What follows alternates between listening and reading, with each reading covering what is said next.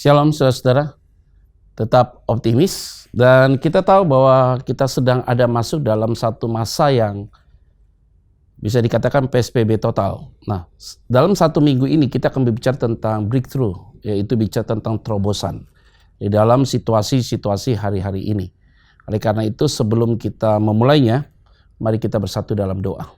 Bapa, terima kasih untuk satu kesempatan kami dapat merenungkan firman-Mu pada hari ini. Sehingga kebenaran firman Tuhan yang kami akan pegang dan kami dapat lakukan pada hari ini adalah kebenaran firman Tuhan yang sungguh-sungguh memberikan pemikiran kami terbuka, hati kami makin kuat, dan kami melihat ke depan ini apa yang Tuhan ingin kerjakan dalam hidup kami. Tuhan berkati setiap kami masing-masing.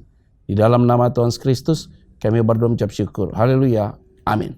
Saudara, kalau kita bicara tentang terobosan, ini pasti ada satu momentum di mana situasi itu tidak memungkinkan, tetapi kita bisa mengambil satu keputusan yang tepat sehingga kita akan mengalami satu lompatan-lompatan. Di tengah-tengah krisis, di tengah-tengah kesulitan tidak akan menghambat kita seharusnya untuk tidak berkreatif, berinovasi, bahkan menciptakan ide-ide gagasan yang baik sekali, saudara. Nah, ini penting sekali.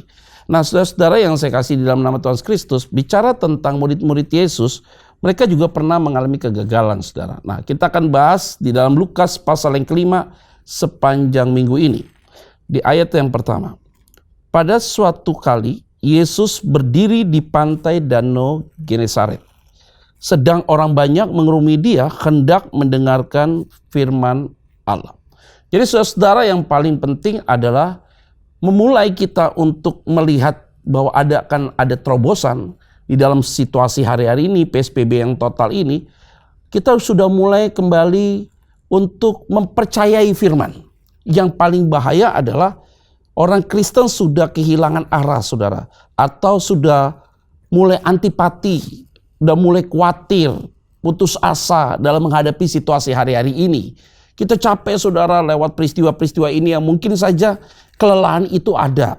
Sudah mulai mau menanjak usahanya, tiba-tiba harus ditutup lagi. Sudah mau melangkah lagi dalam aktivitas pelayanan, sudah mulai ditutup lagi. Sehingga ada satu spirit yang bisa terganggu dalam hidup kita, baik itu dalam secara rohani atau semangat dalam hidup kita. Nah, kembali firman Tuhan ini ingatkan kita, yaitu di mana ada Yesus, maka ada firman yang disampaikan. Di mana ada Yesus, ada begitu banyak orang ingin mendengarkan isi hati. Yang paling penting adalah hari ini, bagaimana kita harus mempercayai firman itu.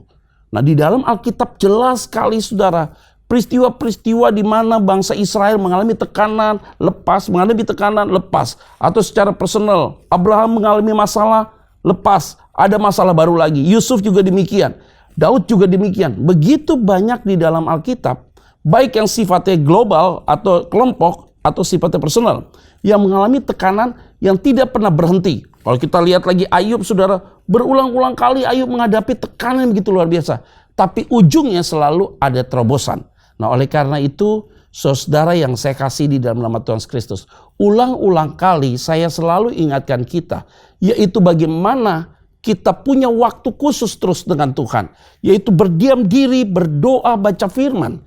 Karena tidak akan ada kekuatan lain. Karena firman itulah pelita bagi hidupku. Dia menjadi suluh dalam hidupmu. Dia akan menuntun engkau. Kalau bukan karena firman, maka saya tidak ada. Kalau bukan karena firman, saudara tidak ada. Firman itu yang mengoreksi kita, yang memberikan kita hidup lebih baik lagi, supaya setiap hari itu kita mengalami satu perubahan hidup. Tetapi juga firman itu yang akan menuntun kita untuk mengambil sebuah keputusan. Jadi kalau kita punya ada perenungan dengan Tuhan, kebenaran firman Tuhan setiap saat kita renungkan, saudara. Bukan hanya daily devotion ini, tapi engkau punya ada self study, saudara. Belajar sendiri untuk mau mengerti firman itu. Saya yakin dan percaya, cara kita melihat segala sesuatu jadi berbeda sekali. Cara dunia melihat segala sesuatu dengan cara kita melihat segala sesuatu menjadi berbeda.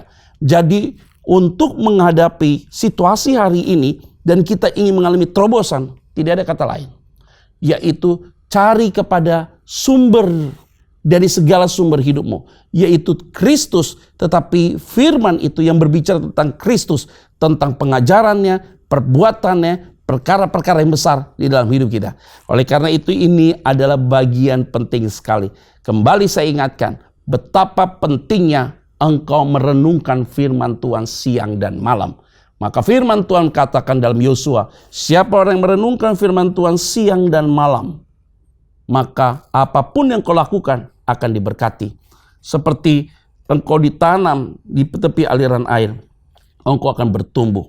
Nah, sebab itu saudara-saudara yang saya kasih di dalam nama Tuhan Kristus, perenungan kita pada hari ini untuk mengingatkan kita satu sama lain, kembali ambil waktu berdiam diri di hadapan Tuhan. Biarlah perenungan pada hari ini menjadi satu dasar kita untuk kita akan mengalami terobosan demi terobosan. Mari kita bersatu dalam doa. Bapa, terima kasih. Kami bersyukur Tuhan, bahwa kembali kami diingatkan Tuhan di tengah-tengah masa PSBB hari-hari ini Tuhan. Dan kami yakin dan percaya Tuhan, bahwa Engkau tidak pernah tutup mata. Engkau tidak pernah menutup telingamu untuk mendengarkan seruan kami. Biarlah setiap firman yang kami renungkan, kami baca itu menjadi pedoman dalam hidup kami, untuk kami tetap kuat dalam Tuhan. Di dalam nama Tuhan Kristus kami berdoa dan mengucap syukur. Haleluya. Amin. Saudara tetap optimis, tetap waspada, jaga kesehatan, ikuti aturan main yang disarankan oleh pemerintah. Protap kesehatan adalah menjadi panduan dalam hidup kita. Yang paling penting saudara sadar, Tuhan tetap ada dan Dia selalu ada bersama dengan saudara. Tuhan Yesus memberkati kita semua. Shalom.